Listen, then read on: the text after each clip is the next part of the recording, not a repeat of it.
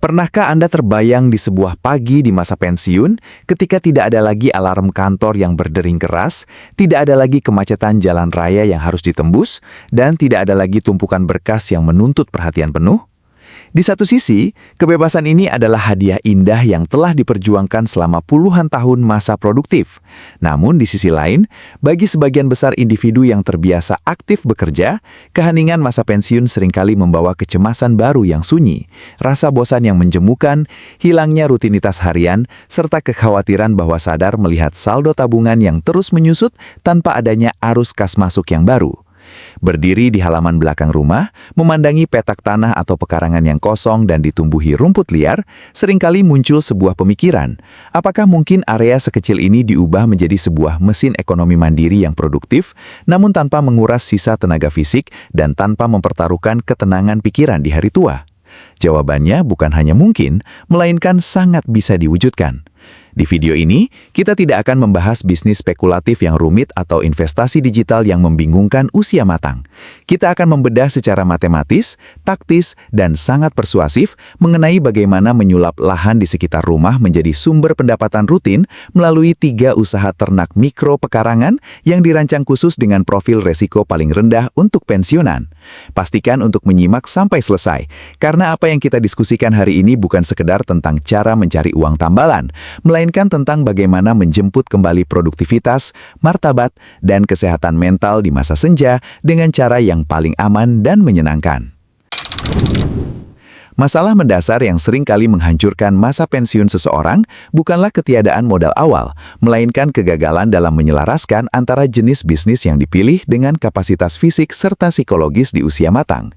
Ketika seseorang memasuki usia 55 tahun ke atas dan memegang sejumlah uang pesangon atau dana pensiun, mereka seringkali menjadi target empuk dari berbagai penawaran bisnis waralaba yang mahal atau terjebak dalam ego masa lalu untuk membangun usaha berskala besar demi membuktikan bahwa mereka masih berkuasa.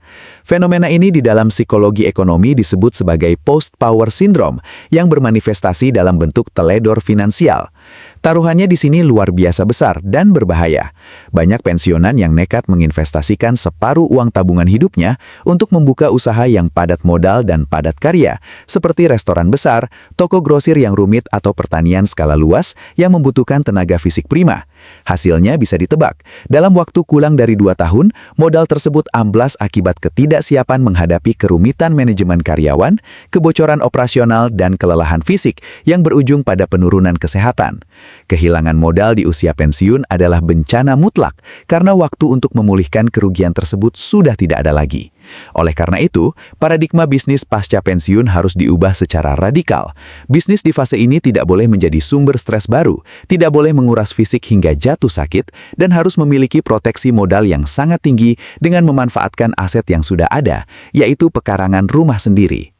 Untuk menegakkan benteng finansial dan aktivitas yang aman tersebut, mari kita bedah 3 ide usaha ternak mikro pekarangan yang memiliki manajemen resiko paling rendah, namun memiliki kepastian pasar yang abadi. Pilihan pertama yang paling direkomendasikan adalah budidaya ikan nila atau lele sistem bioflok atau emmer skala rumahan.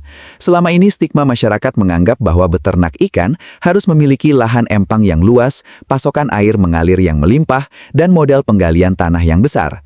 Pandangan lama ini keliru dan tidak efisien.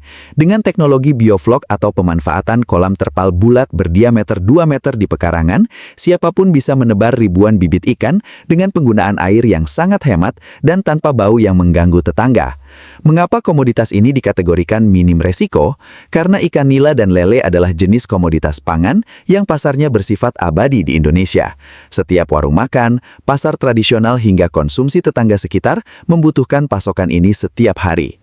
Resiko kematian ikan dapat ditekan hingga di bawah 5% dengan sistem bioflok karena ekosistem air dikontrol oleh bakteri baik yang mengurai kotoran menjadi pakan tambahan. Secara fisik, aktivitas perawatan usaha ini sangat ringan, hanya membutuhkan waktu 10 menit di pagi dan sore hari untuk memberi pakan, sehingga sangat ramah bagi persendian dan kondisi fisik para pensiunan. Pilihan kedua yang tidak kalah menjanjikan dan memiliki perputaran uang harian yang sangat stabil adalah peternakan ayam kampung petelur skala mikro. Berbeda dengan ayam pedaging yang sangat sensitif terhadap perubahan cuaca dan membutuhkan perhatian medis yang rumit, ayam kampung petelur memiliki daya tahan tubuh yang luar biasa tinggi terhadap penyakit endemik lokal. Dengan memanfaatkan area pekarangan berukuran 3 kali 4 meter, kita bisa membangun kandang sistem baterai yang rapi, bersih, dan tidak becek. Mengapa usaha ini sangat cocok untuk pensiunan? Karena hasil utamanya berupa telur ayam kampung memiliki nilai jual yang tinggi dan stabil di pasaran, serta dianggap sebagai produk kesehatan yang selalu dicari oleh masyarakat kelas menengah ke atas untuk konsumsi harian. Keunggulan taktis dari usaha ini adalah sifat pendapatannya yang bersifat harian, daily cash flow. Setiap pagi, ada kepastian nyata berupa butiran telur yang bisa dipanen, dicatat di buku administrasi kecil dan langsung dijual ke toko kelontong sekitar atau dikonsumsi sendiri untuk menjaga nutrisi keluarga. Proses memanen telur dan memberi pakan ayam harian secara psikologis mampu memicu hormon endorfin dan dopamin, memberikan rasa pencapaian yang nyata bahwa diri kita masih sangat produktif menghasilkan sesuatu yang berharga setiap harinya.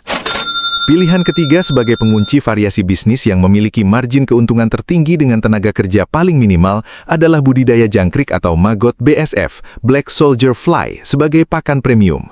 Ini adalah jenis usaha yang seringkali dilewatkan oleh banyak orang karena masalah gengsi, padahal secara matematika ekonomi, ini adalah ladang uang yang sangat senyap dan aman.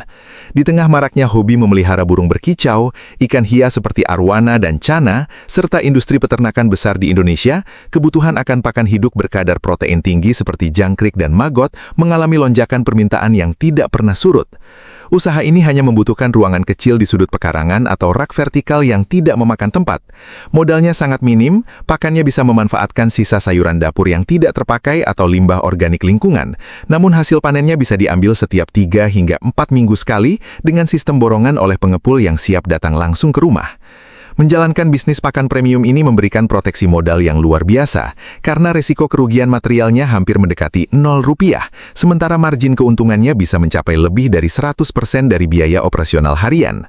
Hasil nyata yang akan dipetik dari kedisiplinan mengelola salah satu dari 3 usaha ternak pekarangan ini melampaui sekedar nominal rupiah yang masuk ke dalam dompet harian. Dampak terbesar dan paling berharga adalah lahirnya sebuah ekosistem kehidupan hari tua yang sehat, mandiri, dan bermartabat. Secara finansial, hasil panen harian dan bulanan dari pekarangan rumah berhasil menciptakan bantalan ekonomi baru yang mengamankan uang belanja dapur tanpa perlu menyentuh atau menguras tabungan utama hari tua. Secara psikologis, kepanikan akan hilangnya identitas diri pasca pensiun atau post-power syndrome menguap sepenuhnya digantikan oleh rasa antusiasme baru setiap kali bangun di pagi hari karena ada makhluk hidup yang dirawat dan ada bisnis real yang bergerak di bawah kendali sendiri. Kesehatan fisik pun terjaga secara alami karena tubuh tetap bergerak aktif di bawah sinar matahari pagi saat mengurus pekarangan, menjauhkan diri dari berbagai penyakit degeneratif akibat gaya hidup pasif yang terlalu banyak duduk. Dengan mengubah pekarangan menjadi sumber duit, masa pensiun tidak lagi dipandang sebagai masa senja yang redup dan bergantung pada belas kasihan anak cucu, melainkan bertransformasi menjadi fase hidup yang paling mandiri, penuh kedamaian, dan tetap berdaya guna bagi lingkungan sekitar. Menyulap pekarangan menjadi sumber penghasilan produktif memang membutuhkan kerendahan hati untuk melepaskan jubah jabatan masa lalu, memerlukan konsistensi kecil setiap hari dan menuntut kecerdasan dalam memilih resiko yang paling aman. Namun bukankah kebebasan finansial yang sejati dan ketenangan pikiran di hari tua adalah sebuah pencapaian tertinggi yang sangat layak untuk diwujudkan? Masa pensiun adalah waktu terbaik untuk menikmati hidup dengan produktivitas yang membahagiakan, bukan dengan kecemasan yang melelahkan. Sekarang, mari bersama-sama berefleksi dan berbagi pandangan di kolom komentar. Menurut kacamata masing-masing, dari ketiga ide ternak pekarangan tadi, antara ikan bioflok, ayam petelur harian atau budidaya pakan premium, mana yang paling menarik dan paling memungkinkan untuk segera diterapkan di area rumah saat ini? Mari kita jadikan ruang diskusi di bawah sebagai wadah yang positif untuk saling bertukar pengalaman, memberikan solusi taktis, dan membangun komunitas pensiunan yang mandiri serta berdaya secara ekonomi. Jika narasi edukasi dan motivasi ini memberikan perspektif baru yang membuka pikiran dan menguatkan tekad untuk melangkah, silahkan klik like, subscribe, dan bagikan video ini kepada pasangan, rekan kerja yang menjelang pensiun, atau keluarga tercinta.